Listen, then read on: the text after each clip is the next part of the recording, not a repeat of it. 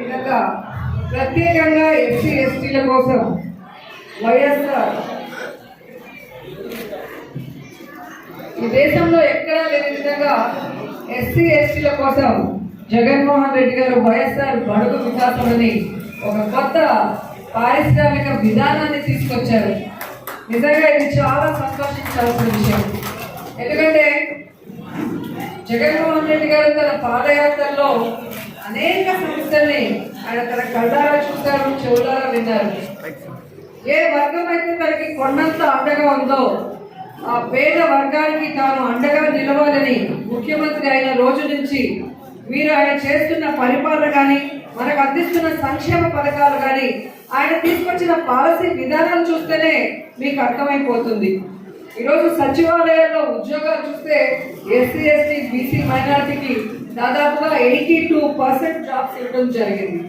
So సంక్షేమ పథకాల రూపంలో తీసుకుంటే కూడా మాక్సిమం ఈరోజు ఎస్సీ ఎస్టీ బీసీ మైనారిటీలకే అందుబాటులోకి వచ్చి ఒక ఆర్థిక భద్రత ఇవ్వడమే కాకుండా ఈరోజు వారి పిల్లలు ఈరోజు గౌరవంగా చదువుకునే విధంగా ఈరోజు స్కూల్స్ని నాడు నేడులో రెనోవేట్ చేయడం దగ్గర నుంచి మరి విద్యా కానుక అంటూ వారికి బుక్స్, అలాగే యూనిఫామ్స్ దగ్గర నుంచి, అలాగే పౌష్టికమైన ఆహారం మరి మెనూ ఎవ్రీ డే చేంజ్ చేసి పిల్లలకి పౌష్టికమైన ఆహారాన్ని అందిస్తూ ఇలాగ అనేక కార్యక్రమాలతో, అనేక సంక్షేమ పథకాలతో ఈరోజు పేదవాడు అన్నవాడు లేకుండా ప్రతి ఒక్కరు తనవాడు, తన తండ్రి ఇచ్చిన ఈ జగమంత కుటుంబం తన కుటుంబంగా భావించి పనిచేస్తున్న జగనన్నని ఈ వేదిక నుంచి నేను అభినందిస్తున్నాను.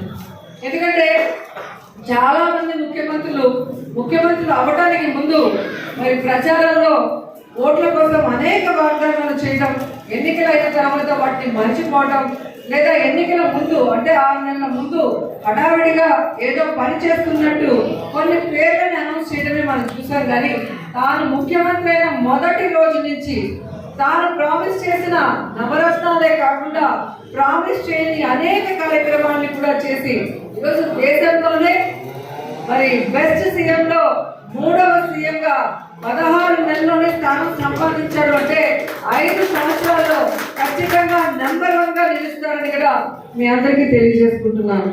ఈరోజు ఎస్సీ ఎస్టీలు కేవలం శ్రామికులుగా మిగిలిపోకూడదు, వాళ్ళు కూడా పారిశ్రామికవేత్తలు అవ్వాలి, పెద్ద పెద్ద పారిశ్రమలు పెట్టాలి, వాళ్ళు 10 మందికి ఉద్యోగ అవకాశాలు ఇచ్చి వాళ్ళు కూడా గౌరవంగా బ్రతకాలి అన్న ఒక ఆలోచనతో ఈరోజు ఇండస్ట్రియల్ పాలసీ ఒకటి ఉంటే మరి ఎస్సీ ఎస్టీల కోసం వైఎస్ఆర్ బడుగు వికాసం అని స్పెషల్గా దీన్ని తీసుకొచ్చి స్పెషల్ ఇన్సెంటివ్స్ ఇవ్వడమే కాకుండా మరి వాళ్ళందరికీ కూడా దాంట్లో వాళ్ళు తరఫీదు అవ్వడానికి మరి అనేక కార్యక్రమాలు చేసే విధంగా స్కిల్ డెవలప్మెంట్ ఫెసిలిటేషన్ కార్యక్రమాలు చేపట్టారు. అలాగే మీరు చూస్తే ఎస్సీ ఎస్టీలను పారిశ్రామికవేత్తలుగా తీర్చిదిద్దడానికి ఈరోజు ఇండస్ట్రియల్ పార్కులలో ఎస్సీలకి 16.2%, అలాగే ఎస్టీలకి 6% భూములు కేటాయిస్తున్నారు. ఈ ప్రత్యేకమైన విధానంలో మీరు చూస్తే స్టాంప్ డ్యూటీ, పారిశ్రామికవేత్తలు స్టాంప్ డ్యూటీ, వడ్డీలలో రాయితీలు, క్వాలిటీ సర్టిఫికేట్ ఇవ్వడం, పేటెంట్ రుసుము చెల్లింపులో రాయితీలను ముఖ్యమంత్రి గారు ప్రకటించడం జరిగింది. సో ఆయనకి మీ పట్ల ఉన్న ప్రేమ, అనురాగం, మరి కమిట్మెంట్ మీరు అర్థం చేసుకోవాలి. ఏదో ఎస్సీ ఎస్టీ లోన్లు తీసుకున్నామా, చిన్నవి పెట్టుకొని బతికేసామా, ఈ రోజు జరిగిపోతాయని కాకుండా అందరిలో ఒకే టాలెంట్ ఉంటుంది. దాన్ని మనం వినియోగించే దాన్ని బట్టి, మనం అర్థం చేసుకొని అవగాహన చేసుకొని దాంట్లో మనం ముందుకు వెళ్ళడాన్ని బట్టి సక్సెస్ అవ్వడం మనం చూస్తుంటాం.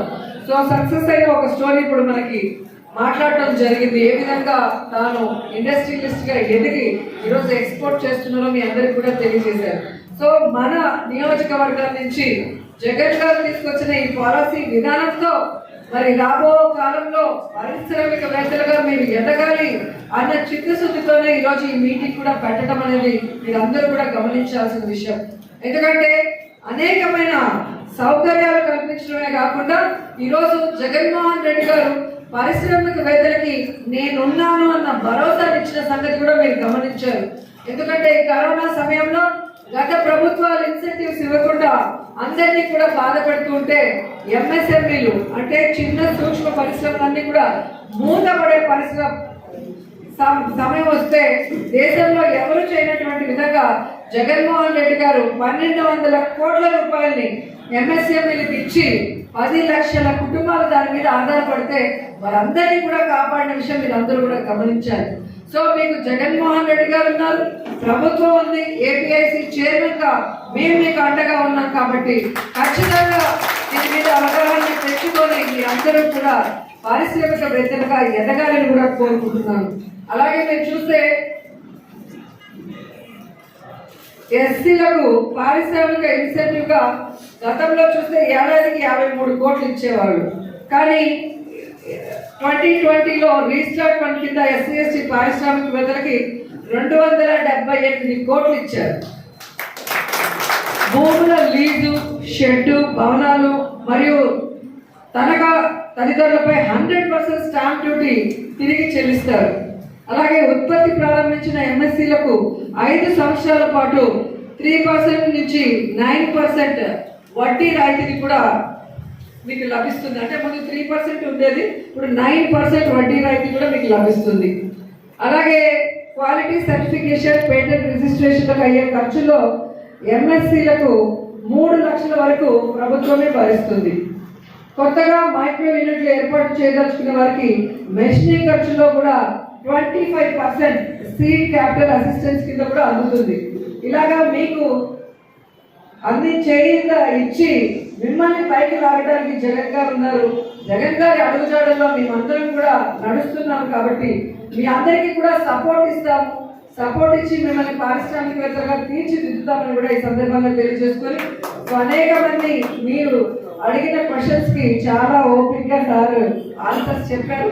సో ఒక సెషన్ తోనే అవగాహన అనేది కష్టం కాబట్టి మళ్ళీ ఇంకొకసారి ఒక 2-3 మంత్స్ తర్వాత SC chamber of commerce and industry నుంచి వచ్చిన ప్రతి ఒక్కరికి పేరు పేరున ధన్యవాదాలు తెలియజేసుకుంటూ, మీ అమూల్యమైన సమయాన్ని మరొకసారి మాకు ఇవ్వాలి. ఖచ్చితంగా 3 మంత్స్ తర్వాత ఒక పెద్ద గ్యాదరింగ్ ని మనం ఏర్పాటు చేసుకొని అంతలోపల వీళ్ళకి ఇండివిజువల్ గా ఒక్కొక్క మండలంలో మనం అవగాహన కల్పిస్తాం మేము. ఆ తర్వాత వీళ్ళని ఎలా ముందుకు నడవాలి, ఏ విధంగా పరిశ్రమలు పెట్టాలి, ఏ విధంగా బ్యాంక్స్ ని అప్రోచ్ అవ్వాలి అన్న విషయం మీద కూడా మనమంతా కూడా అవగాహన చేయించి వారికి సపోర్టివ్ గా ఉందామని కూడా కోరుకుంటూ, సో ఇక్కడికి వచ్చిన సోదర సోదరి మనందరూ కూడా చాలా ఉత్సాహంగా వచ్చారు. అండ్ మీ అందరి సపోర్ట్ తో ఆశీర్వాదంతో 2 సార్లు నేను ఎమ్మెల్యేగా గెలిచినందుకు మీ అందరికీ కూడా పాదాలు. ఎందుకంటే నా కాన్స్టిట్యూన్సీలో హైయెస్ట్ పాపులేషన్ ఎస్సీలు. సో ఈరోజు రిజర్వ్ కావాల్సిన కాన్స్టిట్యూన్సీ ఇది, కానీ ఇది రిజర్వ్ కాలేదు కాబట్టి నాకు మరి కంటెస్ట్ చేసే అవకాశం వచ్చింది. అయినా కూడా మీ ఇంటి సోదరిగా నన్ను భావించి ఆశీర్వదించి మరి నన్ను 2 సార్లు గెలిపించారు కాబట్టి మీ అభివృద్ధి కోసం, మీ అభ్యున్నతి కోసం జగన్ సార్ అడుగుజాడల్లో నేను నడుస్తాను. మీ అందరినీ కూడా అభివృద్ధి వైపు నడిపించడానికి పని చేస్తానని కూడా మాట ఇస్తూ సెలవు తీసుకుంటున్నాను. జై జగన్.